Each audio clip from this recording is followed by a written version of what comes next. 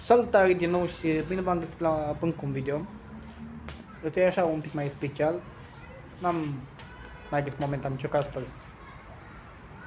Așa că dacă mai vreți să vedeți Kaspersky în care mă duc și măcar pe mine frică, scrieți-mi în comentarii și dacă așa o să mă duc. Asta depinde de voi cât suport puneți. Acum să începem cu întrebările. Prima întrebare. Ai iubită? Nu, n-am iubit-o. Îți place școala? Detest școala, sincer. Mai câțiva profesori îmi plăcea să-i nervez. Atât. Asta e o întrebare bună. Țigara sau băutura? Sigara sau băutura? Ai voie să alegi decât una. Nu știu. E prea greu, sincer. Nu știu. Cea mai dificilă întrebare pe care am primit-o.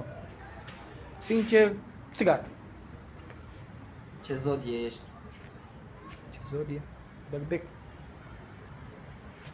Anul și ziua în care ești născut? Păi sunt pe 2 aprilie 2002. Să vă prindă dracu să nu dați un cadou. Ai frați sau surori? Nu, n-am frați și nu-i sorori. Am un prieten foarte bună care o consider ca pe sora mea. Atât. Hei, asta e o întrebare mai ciudată. Ai dușmani? Orice șmecher are dușmani. Unde locuiești?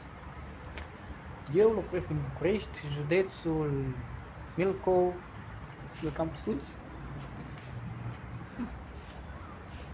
Ce vârstă ai? Am vârsta de 20 de ani. Întrebarea asta nu știu dacă ți-o să mai... Spune, ți-o spune. mai zic că se cam repetă. Îți place școala? Din nou. Nu-mi place niciodată școala. Niciodată mi-a plăcut. Cam astea sunt.